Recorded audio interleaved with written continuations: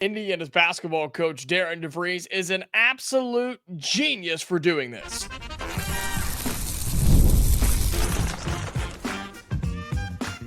You are Locked On Hoosiers, your daily podcast on the Indiana Hoosiers. Part of the Locked On Podcast Network, your team every day.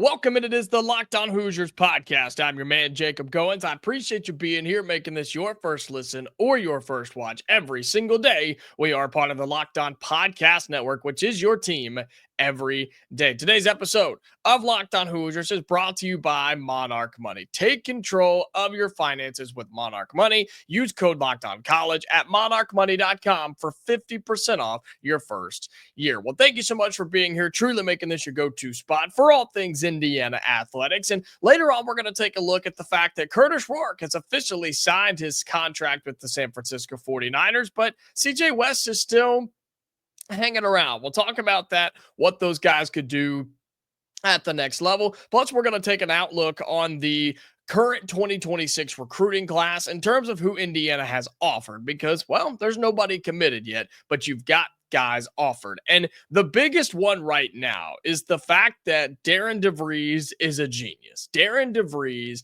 and his staff have already proven to me that they are better than what Mike Woodson and his staff could ever be. Because they're going after the biggest names in 2026. They're getting them on campus. A couple of visitors who have already been here or have things set up or things are in the works for 2026. And yet you're still putting in work in 2027. You have one of the best players in the class of 2027 who will be visiting this week here to Bloomington. And folks, that's a genius move. Chase Branham is the man who will be visiting this week. It's spelled how you think, C-H-A-S-E and then B-R-A-N-H-A-M, Chase Branham. He's a 2027 point guard who will be visiting on Thursday. He is officially 6'4", 175 pounds, a 3-star point guard in the class of 2025. I think that is going to rise as he gets older. He's around 15th, 16th in terms of point guard rankings in 2027, but he's from Missouri, which is interesting and a little bit away from home, but nothing crazy, but it's outside of the Hoosier state, right? It's outside of this kind of little circle that we have, but Darren DeVries and this staff have proven already they're going to go outside of the circle a little bit. They're going to go get players that they think will fit their system, that they think are going to be good at Indiana. And Chase Branham is one of those guys. Again, 2027, 6'4", 175 pounds from the state of Missouri, already has offers from Missouri, Iowa, Kansas State. Indiana has jumped in here as well. And I think others will go along the way. And you turn on the film and it speaks for itself. He's young, and I have something on that in a second, but the kid can play. He can shoot extremely well in any sort of situation, off the bounce, on the run, off the screen, pick and roll, dump and chase. I mean, it doesn't matter. This guy can shoot it with the best of them in the 2027 class. And that's what the film shows, and that's what the recruiting experts are saying, is the fact that he can shoot really, really good. And he's a 6'4" point guard. Think about that. That is NBA type of size, just in terms of how big he is. Now, could he put on a few more pounds? Probably, and he probably will, I would assume. But 6'4", 175 as a junior in high school, that's legit. That is going to be really, really talented, because he won't graduate this coming year. It'll be the following school year that he graduates. So he still has a couple of years left, but he's going to be visiting Indiana on Thursday. And man, you can't overlook that if you're an Indiana fan or if you're college basketball, because he's already taken visits to Missouri, his home state, and they jumped on him very early, and that was extremely smart for them. But the fact that Indiana not only has offered the scholarship, but you're bringing him on campus right now, this early, in the middle of your 2026 recruiting, where you're way behind, as we've known, and we're going to talk about that in just a little bit. But the fact that you're able to get a 2027 kid like this on campus this early is genius. It's a major, major improvement from what was happening with the previous regime. They weren't worried about kids in next year's class at this point. They were worried about this class, and then they couldn't get players, and then they were scrambling and didn't know what the heck was going on.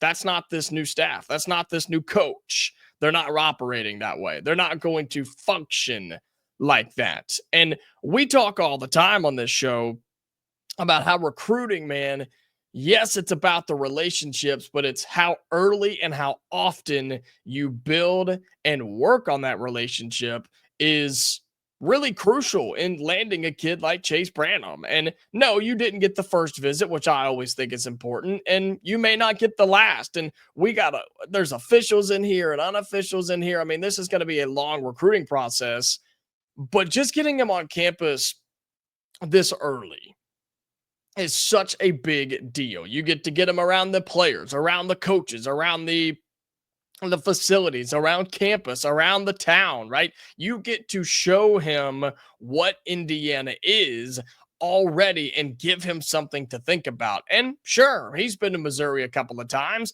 Now he has something to compare to. I have a feeling Indiana's going to be just a little bit better than Missouri, but hey, I don't know. We'll just have to wait and see, right?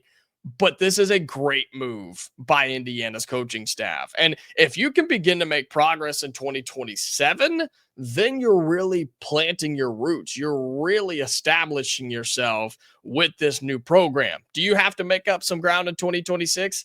Absolutely. We're going to talk about that in a second. But man, if you could get a head start in 2027, if you could get ahead of the game in the next year's class and not have to work this hard next year, because you already have a year under your belt, and hopefully you've got some wins to prove with it or show for it, right? You've got some examples of what you're going to do at Indiana, right? We talk about that with 2026 and how it is a little bit more difficult because those kids don't have that to look at least at Indiana.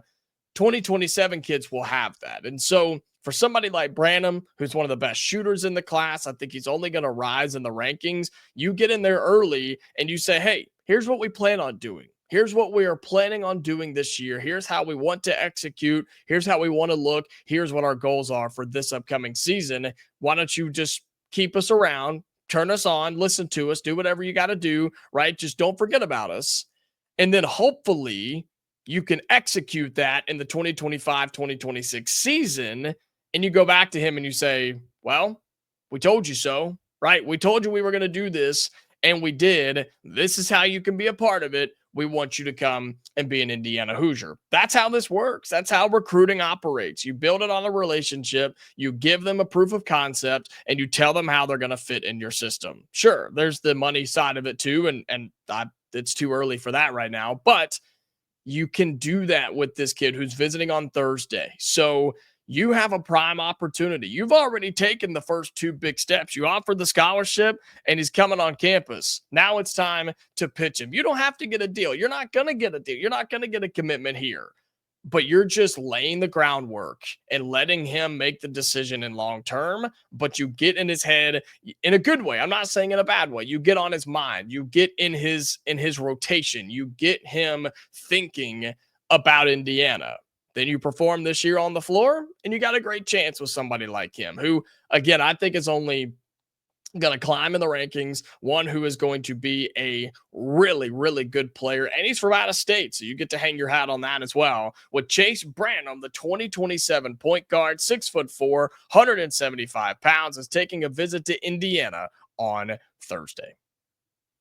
All right, coming up here on Locked On Hoosiers, we'll talk about the 2026 class and where Indiana stands right now. Tons of offers are out there. We've talked about several of them, but where could we expect some commitments? We'll talk about that coming up next here on the Locked On Hoosiers podcast.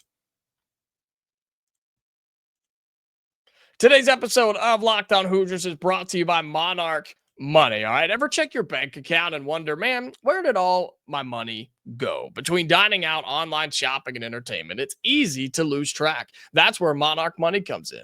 Your personal CFO giving you full visibility and control over your finances. Monarch Money isn't just another budgeting app, it's a complete financial command center. You can track all your accounts, investments, and spending in one place. So you stop just managing your money and you can start building your wealth.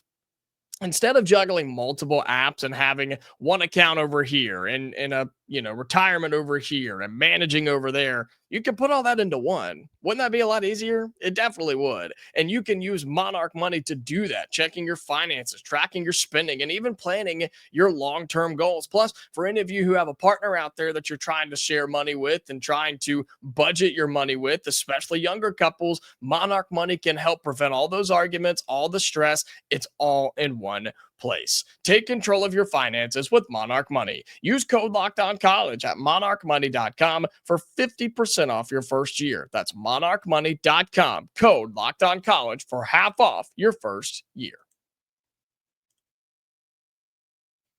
Welcome back into Locked On Hoosiers. Appreciate you being here again, making this your go-to spot for all things Indiana every single day, and appreciate you making that so. And if you're listening on audio or watching the video on YouTube, however you get this show, doesn't matter to me. I'm just glad that you're here, okay? But if you are listening on your various podcasting audio platforms, Spotify, Amazon, Apple, however you get us over there, make sure you're following us, have your notifications turned on, and leave us those 5-star reviews if you're able to. That helps us out tremendously. And make sure you send it to all your family and friends. We want them listening to Locked On Hoosiers, especially in the off season, because we're going to have shows every day for you. So make sure that you send this out and everybody is tuning into Locked On Hoosiers. And if you found us on YouTube, or that's how you watch us every single day, appreciate you being on that side of it as well. There's a 3-step process over there that helps us out tremendously. Hit the thumbs up. That's liking the video. Tells me and YouTube that you like what's going on and you want more of it. Comment your thoughts down below. Are you excited about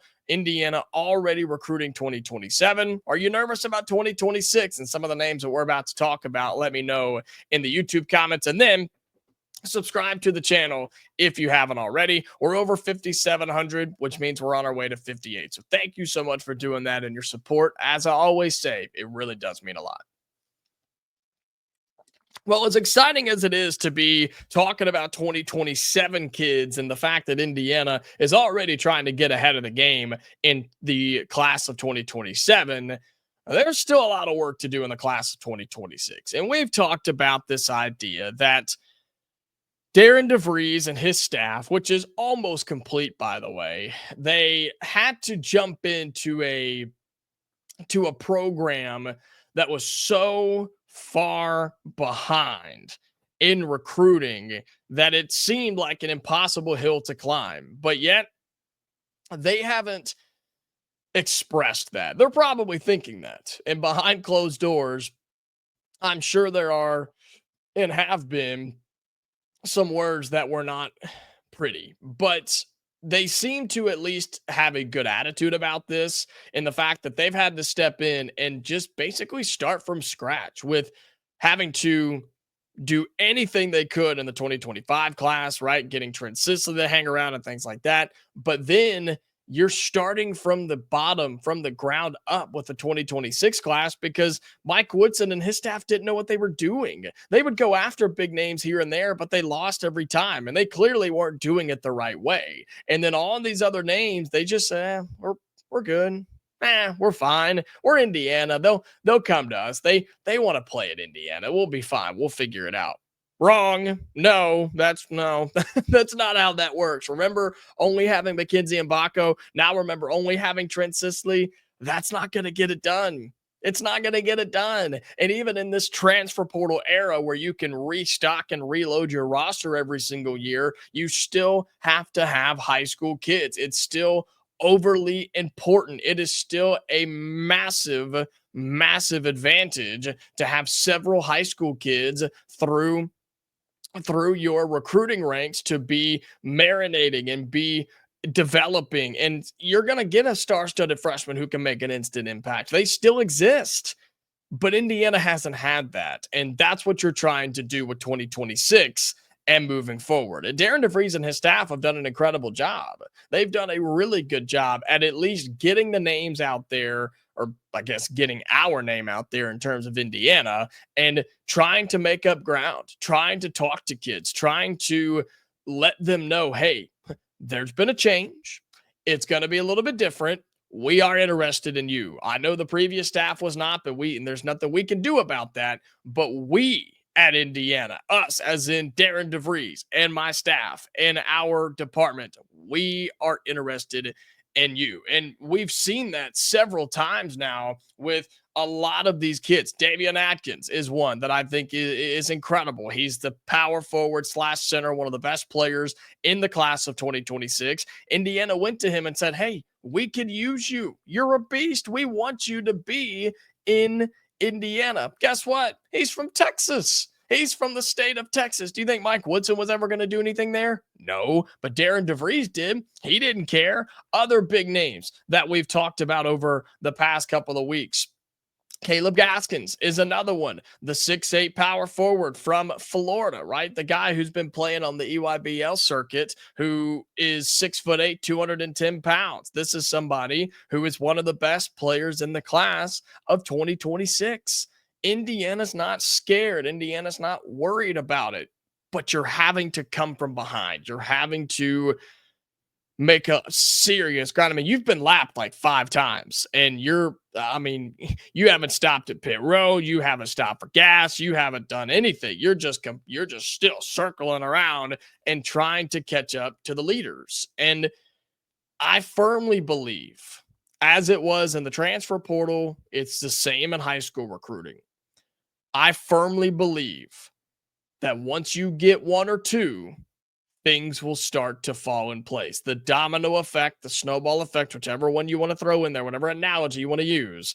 I truly believe that once you get 1 or 2 big names, things will start to fall, meaning you'll get other big names. So maybe you land a Davion Adkins and it leads to Caleb Gaskins. Maybe not. They play the same position, but you know what I'm saying here, right? You get somebody like a Prince Alexander Moody and all of a sudden Jordan Smith says, yeah, that sounds pretty cool. I'd like to do that too. We talked about Jordan Smith on Friday, one of the best guards in the 2026 class from Virginia, 6'2", 200 pounds. He's awesome, by the way. Would love to get him a part of this 2026 class. Him and Moody are teammates on the Team Takeover AAU squad. So I just think you get 1 or 2 of those and it leads to 4 or 5 of those. And that is an unpopular number now. I mean, you see a lot of these teams, they settle between 2 and 4 high school kids every cycle. And Indiana's been lucky to get 1.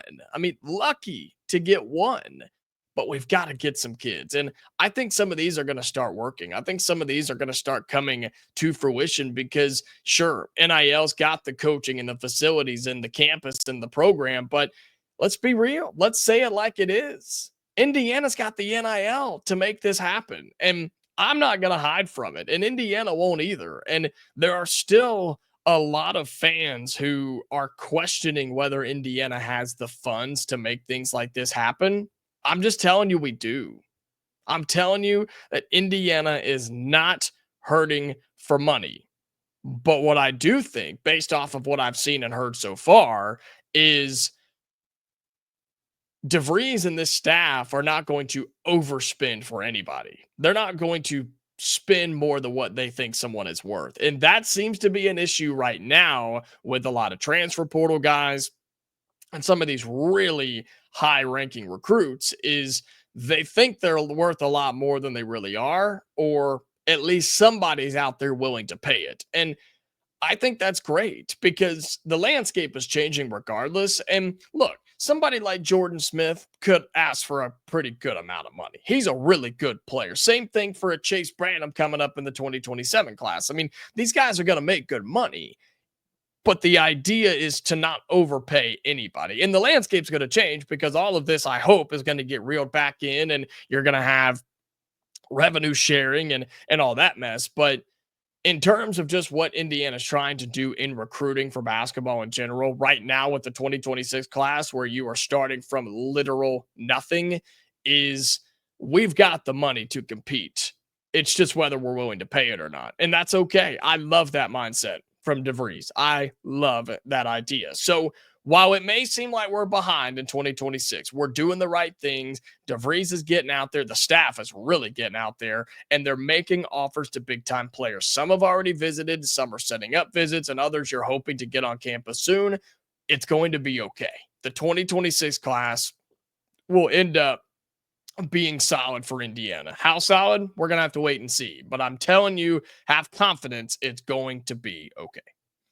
All right, coming up here in our final segment of Locked On Hoosiers, flipping over to football because the two guys that got drafted for the Hoosiers, both going to San Francisco. One has signed and one has not. We'll talk about that and why coming up here in the final segment on Locked On Hoosiers. Final segment on Locked On Hoosiers. Thank you so much again for being here. Excited to bring you another episode and start another week with you here in the month of May. And we did see a couple of weeks ago in the NFL draft, 2 Indiana Hoosiers get drafted. And funny enough, they both went to San Francisco. Kurtis Rourke, your starting quarterback from a year ago, and CJ West, one of your defensive tackles. And saw something the other day where Kurtis Rourke has officially signed his NFL contract, which is big time stuff. He's got a 4-year deal for just over $4 million. About on par for a rookie deal in the NFL for somebody who was drafted where he was. And so, look, good for him, man. Really excited for what Kurtis Rourke is going to be able to do at the next level. We've talked so much, especially throughout the season last year, just about his decision making and his IQ and his maturity and his execution. It's all there. Like he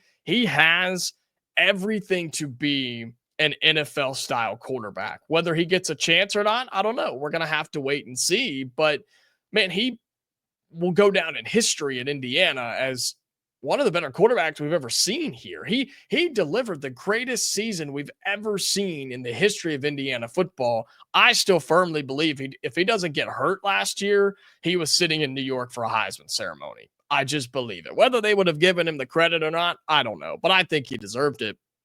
And so now you go to San Francisco, where I think it could work out really well. I think it could be really, really good for him. And if he gets a shot, I have full confidence in him to step in and deliver. I mean, he went from playing Maction in Ohio to playing in Big Ten football and went to a college football playoff. That's pretty significant if you ask me. Now, there's a much bigger jump from college football to the NFL than there is from Ohio to Indiana, but you get my point. He's had to do a jump like this before, and he executed it to perfection. I think he's got great coaches around him. I think there's a lot of developmental players around him as well there in San Francisco, and has a really good chance to have a good career. And whether it's there in California or it's somewhere else, I just hope that Kurtis Rourke gets a fair shot. On the other side of things, CJ West was also drafted to San Francisco, and he has yet to sign his contract, but I don't think there should be any concern. This is somebody who had 40 tackles a year ago, was an absolute beast on the defensive line. And my goodness, if we had him for one more year, this would no doubt be the best defense in the entire country. But I think it's still going to be very solid. But I don't think there's anything to worry about. 4th round draft pick. I'm sure they're just kind of deciphering through some money things and some contractual things, and that's just how it goes. And it's always with your rookie deal, you get a small deal for a few years, prove yourself, and then you either get the big contract or you go somewhere else. It's just kind of how that system works. But man, CJ West is going to be awesome. I mean, he is going to be a really, really talented player. Well, let me say it this way. He is a talented player. I just think he's going to be a lot of fun to watch in the NFL because he's just a menace, man. He just gets after it and bullies people on the defensive line and gets after the football and can get after the quarterback. And I think he does that really well, which is get people on the ground. That's such a big thing in the NFL is if you get to the quarterback, you've got to get them on the ground, especially with the quarterbacks running around the league right now. You have to be able to get them down, because if you don't, they're going to burn you. They're going to make a play, and then you're going to get ripped when you get on the sideline for not making a tackle.